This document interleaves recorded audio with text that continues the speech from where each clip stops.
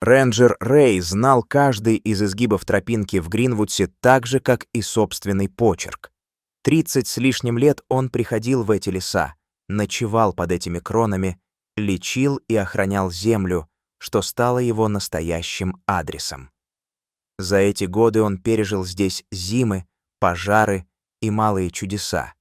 И каждое утро, собираясь на обход, он чувствовал: лес принимает его, и он отвечает взаимностью. Верным спутником Рэя был Бадди, черный лабрадор с глазами теплыми, как угли печи, и походкой надежной, как крепкий мост. Бадди не был молод, но в нем была та редкая смесь упрямства и мягкого сердца, что делает собак любимыми не только охотниками, но и простыми людьми. Они ходили по одному ритму, шаг за шагом, нос к ветру, ухо натянуто на каждый шорох. Рэй говорил, что когда у тебя есть такой партнер, лес начинает шептать по-новому. Он как будто уверен, что за каждым шепотом стоит история, доступная только внимательному слуху. В те дни небо над Гринвудсом было тяжелым и низким.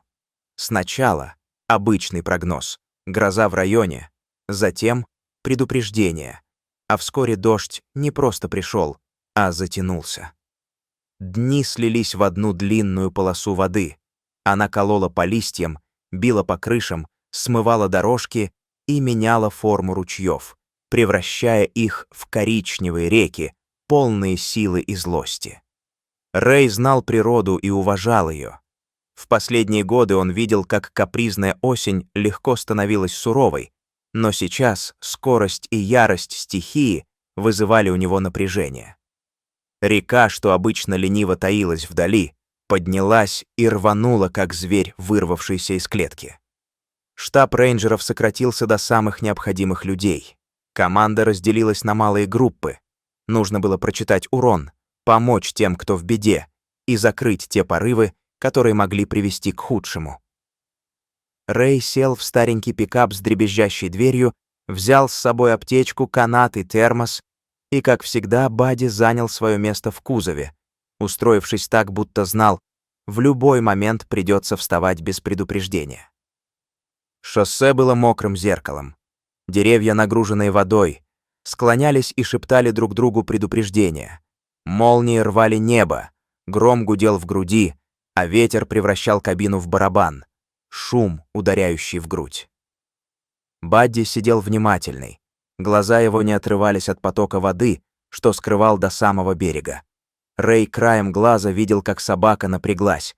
Она вдруг подпрыгнула, залаяла, коротко, остро, и бросилась к дверце кузова. «Эй, Бадди, стой!» — крикнул Рэй, уже видя, как собака вылетела в ливень и побежала по мокрой насыпи. Голос его тонул в треске дождя, но собака оставалась назначенной на миссию. Рэй увидел, как черная тень исчезла в плотных потоках у берега. Сердце у него ушло в пятки. Собака бросилась не пусто. Что-то притянуло ее, и он побежал следом, ноги вязли в грязи. На самой кромке воды все было хаосом. Бурлящий поток, в котором плавали ветви, листва и пена. Вода тащила все, что не было приручено землей. И в этой буре Рэй увидел маленькое, тонкую трясущуюся фигуру. Теплый карамельно-золотистый комочек, который пытался удержаться на поверхности. Это был львенок, еще очень мал, едва прыгающий над волной и уже почти лишенный сил. Тело его дрожало, дыхание было прерывистым, лапки, мелкие и беспомощные, цеплялись за горсть грязи, словно за последнюю надежду. Бадди, не раздумывая, ворвался в воду. Рэй видел, как собака залегла на грудь потока и начала грести, каждое движение, точный удар мотора. Собака стремилась не к берегу, а к львенку. Когда Бадди добрался до дрожащего котенка, он не пытался хватать его зубами и рвать. Он ухватил львенка за загривок, как мать. Лабрадор держал его над водой, пытаясь выкрутиться и устоять перед натиском реки. Ветер и дождь работали против них. Поток закрутил, подхватил, бросил. Бадди и львенок показывались и исчезали в мутной волне. Казалось, что землю разрывает голос дождя и гул. Рэй скользил вниз по склону, теряя почву под ногами, однако сила в груди не отпускала. Он побежал, бросился по колено в воду, хватал корни, потом ветви, цеплялся за камни и тянулся к ним. «Держись, держись, Бадди!» — кричал он, и в голосе, несмотря на ужас, слышалась надежда. Когда вода, наконец, позволила им прижаться к берегу, все трое оказались в вязкой грязи.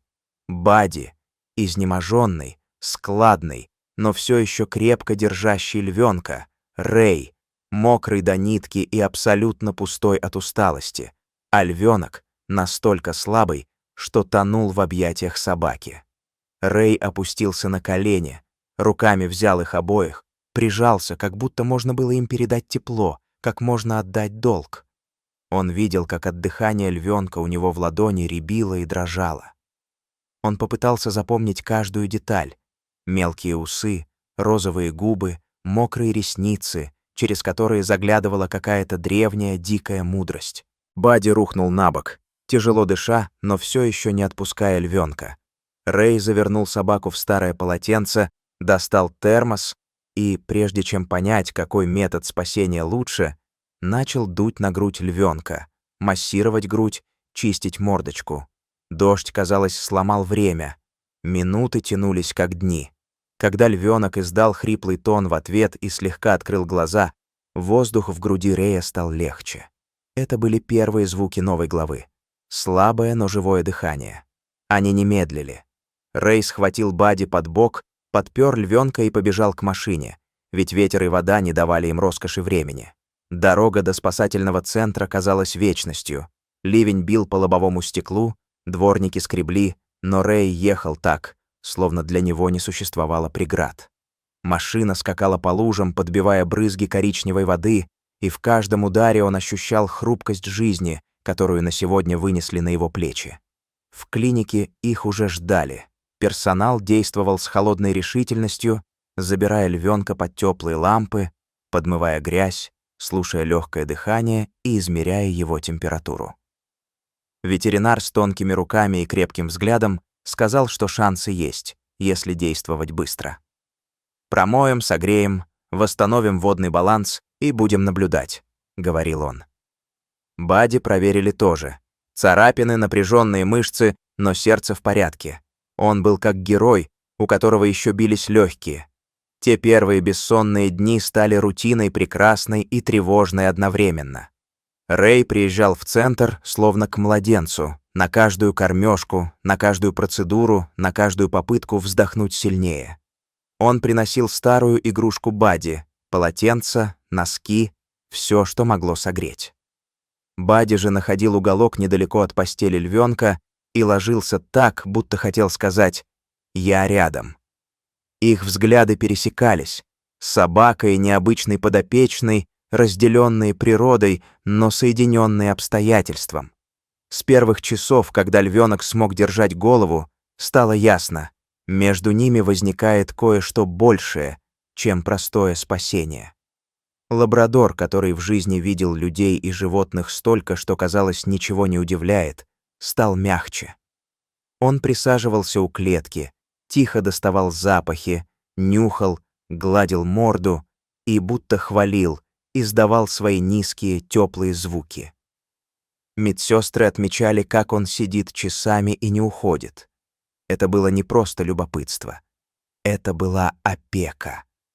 Когда ветер утих и вирус дождя сбавил свою силу, ветлаборатория предложила превратить временный вольер в полупритворенную среду, чтобы львенок мог привыкнуть к жизни с ограничениями, учиться охоте и движениям, но под присмотром. Рэй согласился помочь вести реабилитацию. Он чувствовал, что должен остаться рядом. И в этом выборе была искренняя смелость, ведь он понимал, что в один день встанет вопрос о возвращении львенка в природу, а это неизбежно принесет и боль, и радость. Первые дни в полудиком вольере были осторожными. Львенок, которого назвали «золотым», за цвет и за ту надежду, что он внес в судьбы людей, держался в углу, вздрагивал от каждого резкого звука и жался к стене. Бадди лежал рядом за оградой и был там, как стена. Он не лез, не нависал, не навязывал своей силы. Он просто держал присутствие, медленно дышал, и это было уже поддержкой. Постепенно они начали налаживать общение. Первый физический контакт случился неумышленно. Золотой осторожно подошел, потянулся носом, попробовал шерсть Бадди, а собака в ответ наклонила голову и дотронулась мокрым языком. Это был крошечный ритуал. Приветствие, заверенное теплом. Затем они начали играться. Чуть неловко сначала, больше как тренировка, чем игра, а затем как старые друзья. Они гоняли по траве, заворачивали круги, как будто вычерчивая время, которое никто не мог украсть. В это время Рэй стал знать каждую привычку львенка, как он ворочался по ночам, как начинал урчать, когда чувствовал себя безопасно, какие запахи заставляли его насторожиться. Он записывал наблюдения в небольшой блокнот, отмечал прогресс, добавлял упражнения, прыжки, высматривание игрушек в корнях, обучение преследованию искусственных приманок. Он видел, как в глазах Золотого появляется огонек, дикая, первородная тяга к охоте и свободе. Наступил день, когда они расширили вольер. Больше пространства, больше деревьев, укрытий и возможностей. Этот этап был важен. Нужно было дать львенку ощущение простора, что напоминает о его будущем доме, открытых равнинах, где ветер несет запахи дичи, а ночь несет свой особый мир. Бадди стоял снаружи, часто подпрыгивая, когда Золотой показывал ловкие трюки и, кажется, не понимал, почему его друг не может выйти за забор. Но дни шли, и у каждого было свое место. Месяцы проходили. Золотой креп. Его копчики набухли от мышц, лапы стали рабочими инструментами, а глаза — решительными. Он учился охотиться по-детски. Бросок с куска меха, перепрыгивание через небольшие преграды, тихая крадущаяся походка, что делает хищника незаметным. Рэй с усмешкой смотрел на старого Бадди, который временами, поднимаясь на дыбы, пытался поймать ту же приманку, что и львенок, как бы подсказывая, что игры хороши для всех возрастов. Сердце Рэя сжималось при мысли о дне, когда придется распрощаться. Он понимал, что его долг — подготовить Золотого к свободе, но в каждом уроке он видел и малую потерю. Как будто природа просила его предпринять последнее — дать отпор собственной привязанности и отпустить. Эта мысль была болезненной, но именно она делала работу истинной. Когда настал день выпуска, вся команда собралась. Они подготовили транспорт, прочный ящик и особую площадку, откуда путь в дикую степь был недолгим, но важным. Рэй привел Бадди, которым казалось, что он чувствует происходящее. Лабрадор рвался близко, пытался обаять и успокоить друга, тогда как Золотой, теперь уже почти взрослый, метался будто в выборе между двумя мирами. Миром, где его кормила рука человека, и миром, где ветер и голод устанавливают правила. Перед погрузкой был тихий ритуал. Бадди прижался к забору, лапой постучал по ней, затем облизал морду львенка через прутья, как бы передавая напутствие. Золотой натянулся, терся о прутья, и в этот момент Рэй почувствовал, что внутри его что-то рвется, но не от горя, а от цели. Он сделал свое дело. Один миг, и двери ящика захлопнулись. Лев шагнул внутрь с ровной шеей и поднятым взглядом. Водитель нажал на газ. Они тронулись. Путешествие на волю прошло быстро. Когда ворота открылись и они вышли на широкое поле, Золотой выскочил и вдохнул ветер всем своим телом. Его шаги стали широкими, грудь расправилась. Он заторопился, затем побежал снова и снова, пока не услышал в себе старый дикий порыв. Странный, но родной. На краю поля он остановился, повернулся и, будто это был последний долг, посмотрел в сторону дороги. Там стояли Рэй и Бадди. Бадди сидел, ухо приподнято, а взгляд говорил все, что слова не могли сказать. Золотой подошел к ограждению, дотронулся носом до руки Рэя через сталь и будто запомнил. Затем он повернулся и побежал вглубь простора, где его ждала судьба.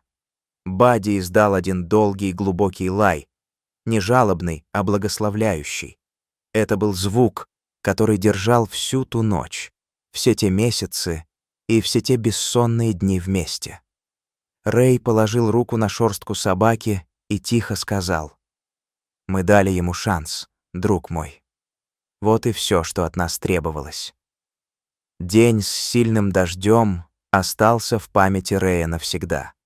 Он иногда стоял на краю леса в ветреную погоду и думал о том маленьком комочке, что висел в пакете на ветке, о черной тени в воде и о том, как одно мгновение решило чью-то судьбу. Он понимал, иногда природа требует мужества, но чаще — внимания. И как бы ни были сложны пути, и как бы ни была высока цена, одно простое действие — остановиться, посмотреть, помочь — может изменить ход существ. Так они продолжали патрулировать, Рэй с Бадди, друзья-регуляторы леса, чьи следы знали и птицы, и звери. А где-то на просторах, в той самой траве, бежал золотой силуэт, наполняя мир своим ревом, который звучал как обещание жизни, данной снова и снова. И каждый, кто слышал эту историю, знал: мир полон чудес, если только найдутся те, кто не боится отдать свое время и тепло.